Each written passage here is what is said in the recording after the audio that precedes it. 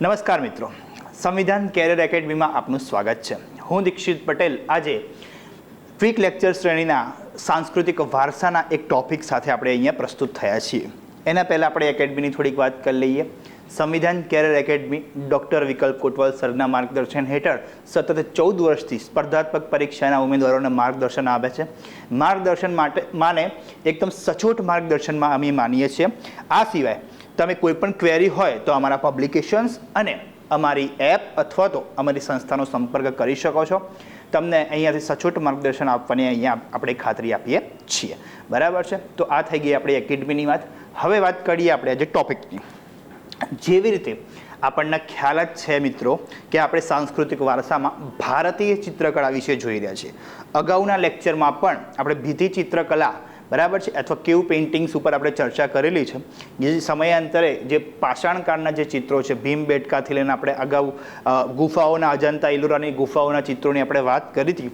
એનાથી હવે આજે આપણે વાત આગળ વધારવી છે. એમાં હવે આપણે સમયકાલીન જેમ જેમ ચિત્રકળામાં જેમ વિકાસ થાય છે એની આજે ચર્ચા કરવાના છીએ. બરાબર છે? હવે નેક્સ્ટ જે ચિત્રકળાનો પ્રકાર છે એને આપણે લઘુ ચિત્રકળા તરફ આગળ વધવાના છીએ.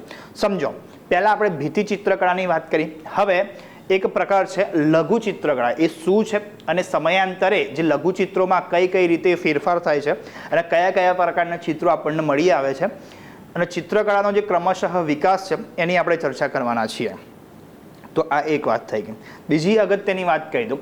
આ જે ટોપિક છે ભારતીય ચિત્રકળા અને પર્ટિક્યુલર લઘુ ચિત્રકળા અને આગળ પણ જે ટોપિક જોવાના છીએ એ પર્ટિક્યુલરલી જીપીએસસી અને યુપીએસસી જેવી પરીક્ષાઓમાં જેમાં એક ડેપ્થ પૂછાય છે એના માટે આપણે અગત્યના છે. ક્લાસ 3 લેવલમાં આટલું બધું જનરલી પૂછાતું નથી. બરાબર છે? જે લેવલ પર અત્યારે આપણે ભણી રહ્યા છીએ એ પર્ટિક્યુલરલી જીપીએસસી ક્લાસ 1, 2 અને યુપીએસસી જેવી પરીક્ષાઓ માટે છે. કદાચ થોડાક પ્રશ્નો એસટીઆઈ કે ડીવાયએસઓ જેવી પરીક્ષામાં પૂછાઈ શકે છે, પણ ટુ બી ઓનેસ્ટ એની સંભાવના ખૂબ જ ઓછી છે. તો આપણે એ રીતે ચાલવાનું છે. બરાબર છે?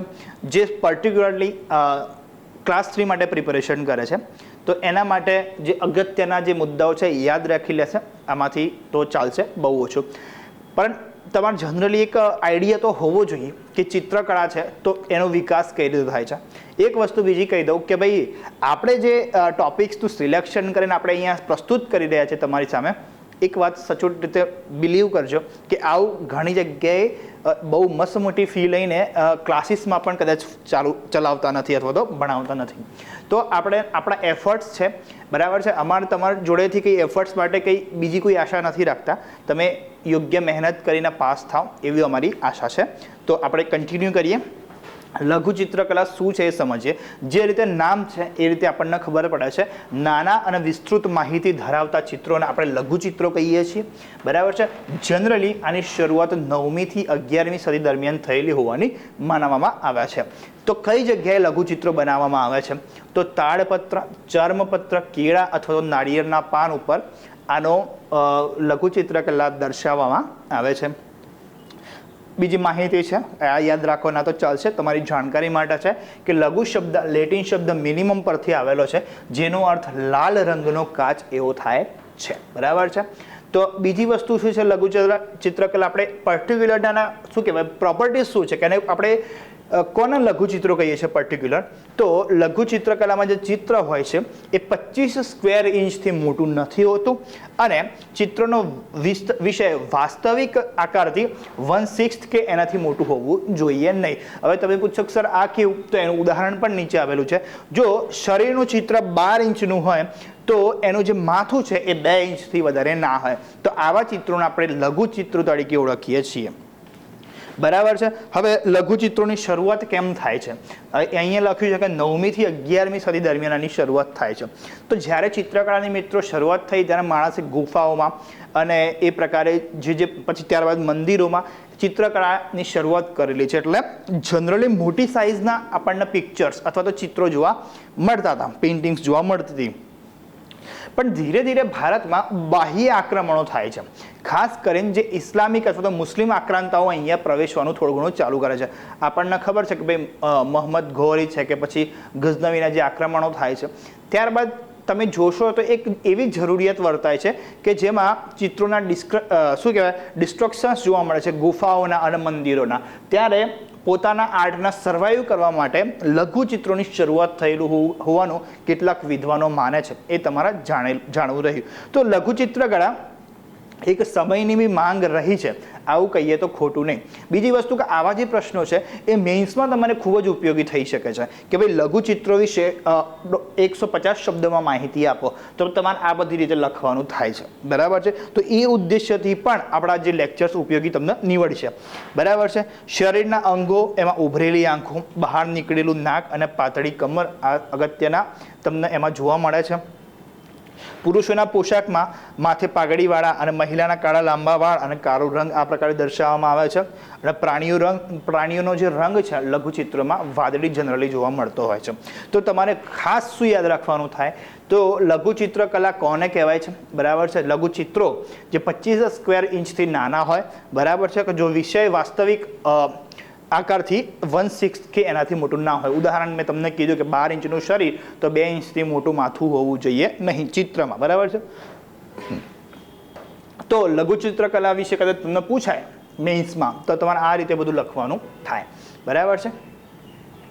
હવે લઘુચિત્રકલાના પ્રકાર જોઈએ. બરાબર. તો સમયાનુસાર લઘુચિત્રકલા તમે જુઓ કે સમયાનુસાર કઈ કઈ ચિત્રકલાનો વિકાસ થયો. તો પાલ શૈલી, અપભ્રંશ શૈલી, દિલ્હી સલ્તનત અને મુગલ શૈલી. આ સમયાંતરે લઘુચિત્રકલાનો વિકાસ આ સમયાનુસાર આપણે આટલા ભાગમાં વહેંચીએ છીએ.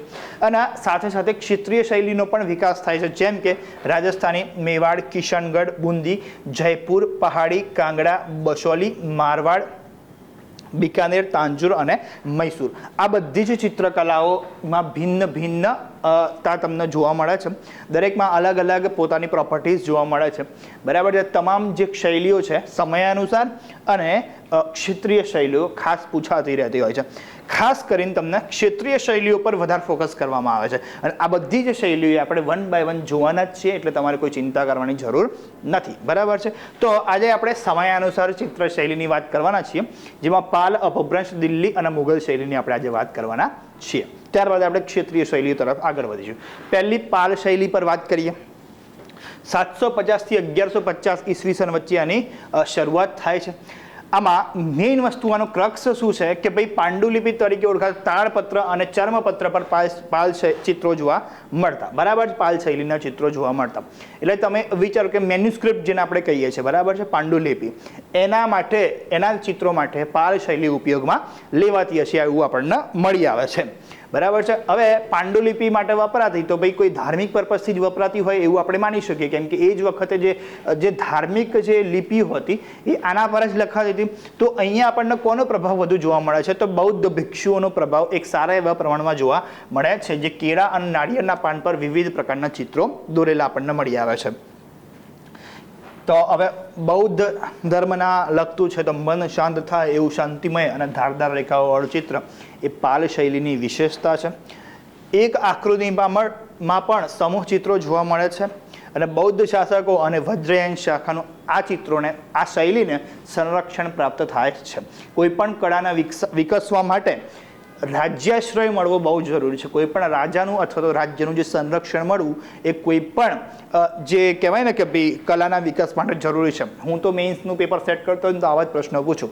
બરાબર છે કે કોઈ પણ કળાના વિકાસ માટે રાજ્યાશ્રય મળવો ખૂબ જ જરૂરી છે. સમજાવો. બરાબર છે. તો તમારું ઉદાહરણ આપીને સમજાવવું પડે. બરાબર. તો આ પ્રકારે તમારે તૈયાર થવું પડશે આગળની પરીક્ષાઓ માટે. તમે કદાચ બેકગ્રાઉન્ડ ઇમેજ તમને દેખાતી હોય તો તમે જોઈ શકો છો. આ પાંડુલિપિ છે જેમાં બૌદ્ધ ધર્મના ચિત્રો આપણને જોવા મળે છે. ચલો નેક્સ્ટ જોઈએ. બરાબર છે. અપભ્રંશ શૈલીની વાત કરીએ. ત્યારબાદ આવે છે અપભ્રંશ શૈલી. પેલી 9મી થી 11મી સદી, હવે છે 11મી થી 15મી સદીમાં વિકાસ થયેલી શૈલી છે, જેને આપણે અપભ્રંશ શૈલી કહીએ છીએ. જનરલી અપભ્રંશ શૈલી કોઈ નામ નથી, બટ એક કહેવાય ને અપભ્રંશ શબ્દથી તમે વાકેફ જ હશો કે કોઈ પણ નું પેલું કહેવાય ને કે ડિગ્રેડેશન અથવા તો ડિસોર્ટેશન. બરાબર છે. હવે જે યોગ્ય શબ્દ હોય એ તમે સેટ કરી દેજો. પણ એ છે કે ભાઈ ગુજરાત અને રાજસ્થાનના વિસ્તારમાં આ પ્રકારની અલગ શૈલીમાં તમને જોવા મળે છે. અને આનો સંબંધ કોની સાથે છે? ભાઈ જૈન અને વૈષ્ણવ ધર્મ સાથે છે. આ પણ મેન્યુસ્ક્રિપ્ટ જેવું જ છે, બરાબર છે. ધર્મગ્રંથોમાં પણ, જૈન અને વૈષ્ણવના ધર્મગ્રંથોમાં પણ આ શૈલીમાં તમને ચિત્રો જોવા મળે છે, જે જૈન અને વૈષ્ણવ ધર્મ માટે છે. આની ચિત્રોની વિશેષતા શું છે? પ્રાણી અને પક્ષીઓની આકૃતિ રમકડા સ્વરૂપે દર્શાવવામાં આવે છે. અને the most IMB thing about this is કે ભાઈ કલ્પસૂત્રમાં આવેલા ચિત્રો એ અપભ્રંશ શૈલીના ઉદાહરણ છે, બરાબર છે. કલ્પસૂત્ર જે રીતે તમને ખ્યાલ છે કે ભાઈ જૈન ધર્મના મુખ્ય ગ્રંથ છે, બરાબર છે, મુખ્ય ગ્રંથ છે કલ્પસૂત્ર, અને એમાં જે ચિત્રો છે એ અપભ્રંશ શૈલીમાં જોવા મળે છે. અને આ સમય દરમિયાન પણ જે જૈન ધર્મનો વિકાસ ગુજરાત અને રાજસ્થાનના ક્ષેત્રમાં વિશેષ પ્રમાણમાં આપણને જોવા મળે છે, બરાબર છે. આપણે સોલંકી કાળ દરમિયાન પણ આ વસ્તુને ઓબ્ઝર્વ કરેલી છે. ઓકે, આ શૈલીમાં ચિત્રો શરૂઆતમાં તાડપત્ર અને પછી કાગળ પર બનાવવામાં આવ્યા. કાગળની શોધ થયા પછી પહેલાં લાલ, પીળો, ઘેરું રંગનો ઉપયોગ થયો હશે, પણ સમયાંતરે ઉજળા અને સોનેરી રંગનો ઉપયોગ આમાં વધેલો જોવા મળે છે. બીજી વિશેષતા એ છે કે ભાઈ માછલી આકારમાં ઉભરેલી આંખો, ધારદાર નાક એ અપભ્રંશ શૈલીમાં જોવા મળતી માનવ આકૃતિઓ છે. તો માનવ આકૃતિઓ રહેશે અપભ્રંશ શૈલીમાં. એમાં માછલી આકારમાં ઉભરેલી આંખો, માણસની આંખો, અને એના ધારદાર નાક, મતલબ અણિયારા નાક જોવા મળશે અપભ્રંશ શૈલીમાં. આ શૈલીમાં મહિલા આકૃતિઓમાં વિશેષ સ્વરૂપે નિતંબ અને સ્તનને ઘાટીલા દર્શાવવામાં આવે છે, બરાબર છે. તો આ એની એક વિશેષતા છે ભાઈ, બરાબર છે. જૈન શાસ્ત્રોનું આ શૈલી પર પ્રભુત્વ જોવા મળે છે. એટલે કે જૈનોના જે મુખ્ય ગ્રંથો છે, કલ્પસૂત્ર અને અંગ ઉપાંગોમાં જે પણ ચિત્રો છે એ બધામાં અપભ્રંશ શૈલીનો આપણને ઉપયોગ થયેલો જોવા મળે છે. તો આનો ક્રક્સ એ જ છે, બરાબર છે, કે ભાઈ 11મી અને 15મી સદીમાં ગુજરાત અને રાજસ્થાન વિસ્તારમાં આ શૈલીનું ઉદય જોવા મળે છે. ત્યારબાદ જૈન અને વૈષ્ણવ ધર્મનો આના પ્રભાવ જોવા મળે છે, આમાં આમની વિશેષતા જોવા મળે છે. અને આ સિવાય કલ્પસૂત્રના ચિત્રો આ શૈલીમાં આપણને જોવા મળે છે. તમે આટલું યાદ રાખશો તો ઇનફ છે, બરાબર છે. બાકી તમે પુરુષ અને સ્ત્રી અને કલર વિશે તમે જો મેઇન્સમાં પૂછાય તો તમે યાદ રાખી શકો છો, બરાબર છે. ચાલો, તમને એકવાર ખ્યાલ આવી જશે તો પછી તમારે યાદ રાખવાની જરૂર નહીં પડે. તમે સમય અને કળાને જરા સ્થાન આપતા જાઓ કે એ સમય કેવો હશે, બરાબર છે. 11મી થી 15મી સદી દરમિયાન આ બધું લિંકેજ છે મિત્રો, બધું લિંક્ડ છે, બરાબર છે. તો તમને એ રીતે કોન્સેપ્ચ્યુઅલ ભણશો તો નહીં યાદ રહી જશે. ત્યારબાદ આવશે સંક્રમણ કાળ. હવે તમે વિચારો કે 15મી સદી આવી ગઈ છે, બરાબર છે. ભારતમાં મુગલોનું આગમન થઈ ચૂક્યું છે, બરાબર છે. ચાલો, ભારતમાં મુસ્લિમોના પ્રવેશના કારણે લઘુચિત્રોનું સંક્રમણ કારણ માનવામાં આવે છે. સંક્રમણ કાળમાં અપભ્રંશ શૈલી એ દખ્ખણ શૈલીને મળતી આવે છે, ઓલમોસ્ટ સિમિલર આપણને જોવા મળે છે. સંક્રમણ કાળમાં આ શૈલીમાં પહેરવેશ અને માનવ રૂપાંકનો કાળા રંગમાં દર્શાવવામાં આવતા અને આ ચહેરો 3/4 કોણ પર બનાવવામાં આવતો હતો, બરાબર છે. કે આ સમય દરમિયાન મુસલમાનો, બરાબર છે, જે આક્રાંતાઓ છે, અને તમને ખબર છે કે ભાઈ 16મી સદી સુધીમાં તમને મુગલો પણ અહીંયા આવેલા જોવા મળશે, તો એમની પણ એક પ્રભાવ જોવા મળશે, એટલે એને સંક્રમણ કાળ કહેવામાં આવે છે, બરાબર. ત્યારબાદ આવશે દિલ્હી સલ્તનતની લઘુચિત્ર કળા, બરાબર છે. તો આની વિશેષતા શું છે કે સચિત્ર પાંડુલિપિઓની આમાં અગ્રિમતા આપવામાં આવે છે. ભારતીય તત્વો સાથે સાથે ફારસી તત્વોનું પણ આમાં મિશ્રણ જોવા મળે છે. એટલે કે ભારતીય અને ફારસી શૈલીનું આ સમયગાળા દરમિયાન મિશ્રણ જોવા મળે છે. અને એક ચિત્રકાર છે નાસિરુદ્દીન શાહ, બરાબર છે, એમનું ચિત્ર છે નિયતનામા, ઘણી જગ્યાએ નિમતનામા પણ લખેલું છે, એ અહીંયા જાણીતું છે, બરાબર છે. તો આ વસ્તુ આપણે યાદ રાખવાની છે, દિલ્હી સલ્તનતની લઘુચિત્રકલા. હવે જે મોસ્ટ ઇમ્પોર્ટન્ટ ફેક્ટર છે, બરાબર છે, આ મેડિવલ પેઇન્ટિંગ આર્ટનો, બરાબર છે, મેડિવલ ચિત્રકળાનો, તો તમે ખાસ મુગલ કાળનો વિશે યાદ રાખવાનું થાય. અને ભૂતકાળમાં પ્રશ્ન પણ મુગલ જે ચિત્રકળા પર પૂછાયેલા છે, તો આ વસ્તુ ખાસ આપણે અહીંયા ધ્યાન રાખી શકીશું. તો હવે આમની ટોટલી શૈલી ફારસી ચિત્રકળા પર આધારિત જોવા મળશે. આ શૈલીમાં હવે શાસકો, દરબાર અને ઐતિહાસિક ઘટનાઓનું ચિત્રણ વધારે જોવા મળે છે. સમજો તમે, જ્યારે ભારતીય ચિત્રકલાના જે વિષયો હતા એ શું હતા, તમે અજંતાના ચિત્રોને યાદ કરો તો એમાં ભગવાન બુદ્ધ, પછી જૈન ધર્મ અને અમુક જગ્યાએ વૈષ્ણવ ધર્મનો પ્રભાવ પણ જોવા મળશે. તો દેવી દેવતાઓના ચિત્રો સાથે જે એમની કથાઓ આધારિત ચિત્રો પણ આપણને જોવા મળશે. ધાર્મિક સાહિત્યને લગતા આપણને ચિત્રો જોવા મળતા હતા આગળ ભારતીય ચિત્રશૈલીમાં. અહીંયા ફારસી ચિત્રશૈલીમાં શું જોવા મળશે તો એમના જે પોર્ટ્રેટ જોવા મળશે, એમના શાસકો, દરબાર અને ઐતિહાસિક ઘટનાઓનું ચિત્રણ એમાં જોવા મળશે. ચમકતા રંગોનું આ શૈલીમાંનું મુખ્ય આકર્ષણ અહીંયા થાય છે. બરાબર છે. હુમાયુની વાત કરો તો હુમાયુના દરબારમાં અબ્દુલ સમદ અને મીર સઈદ અલી જેવા ફારસી ચિત્રકારો હતા. બરાબર છે. નામ આપણે થોડાક ધ્યાનમાં રાખીશું. બરાબર છે. સૌપ્રથમ ભારતીય ચિત્રકારોને કામ સોંપનાર મુગલ બાદશાહ અકબર હતા અને એમના ચિત્રકારોને પુરસ્કાર પણ આપવામાં આવતા હતા. જેવી રીતે આપણને ખ્યાલ છે કે ભાઈ અકબર થોડા ઘણા કળા બાબતે કેવા હતા તો પેલા કે સહનશીલ હતા અન્ય સાપેક્ષે. બરાબર છે. કમ્પેર ટુ ઔરંગઝેબ જેવા મુગલના સાપેક્ષમાં. આ સિવાય પહેલા ભૂતકાળમાં બહુ વાર પૂછાઈ ગયેલું છે એવો પ્રશ્ન છે, દાસવંત, બાસવન, કેશુ જેવા પ્રખ્યાત ચિત્રકારો અકબરના દરબારમાં હતા. બરાબર છે. આ કોણ છે બધા? દાસવંત, બાસવન અને કેશુ જેવા પ્રખ્યાત ચિત્રકારો છે. એ સમયના બનેલા એમના ચિત્રો અત્યારે પણ ઉપલબ્ધ છે અને એ અકબરના દરબારમાં જોવા મળતા હતા. અગાઉ પ્રિલિમ્સમાં પણ આ ક્વેશ્ચન બની ગયેલો છે. ચિત્રકલાનો અલગ વિભાગ. બરાબર છે. સ્થાપનાર મુગલ શાસક કોણ હતો? અકબર હતો. આને પણ વિધાન સ્વરૂપે PYQ પ્રિલિમ્સમાં પૂછાઈ ગયેલો છે. તો આપણે આ એક બેઝિક આઈડિયા યાદ રાખીશું. બરાબર. તો અકબર સુધીની અહીંયા વાત થઈ ચૂકી. હવે મતલબ અકબર સુધી આટલી જ ડેવલપમેન્ટ થયેલું છે. તો કે જો કે અકબરના સમયમાં સારું એવું ડેવલપમેન્ટ કહેવાય. જેમ કે એના સમયમાં આ લોકો ચિત્રકાર હતા અને એમને એક સારું નામ પણ હતું, એમને પુરસ્કાર પણ મળતા હતા અને ચિત્રકલાનો અલગ વિભાગ સ્થાપનાર રાજા મુગલ શાસક અકબર હતો. ખાસ વસ્તુ યાદ રાખવાની એટલી માટે થાય કે આગળ જતા ચિત્ર શાળા પણ આવશે અને આમાં કન્ફ્યુઝન થઈ જાય છે કે ચિત્રકલાનો વિભાગ કોને અલગ સ્થાપ્યો અને ચિત્રશાળા કોને સ્થાપી. અને આગળ જતા એક જે રાજા આવે છે જહાંગીર, બરાબર છે, એનું જે યોગદાન છે એને સાપેક્ષે શું થઈ જશે, તમને કન્ફ્યુઝન થઈ જશે. તો તમે ખાસ યાદ રાખજો કે ચિત્રકલાનો અલગ વિભાગ સ્થાપનાર મુગલ અકબર હતો.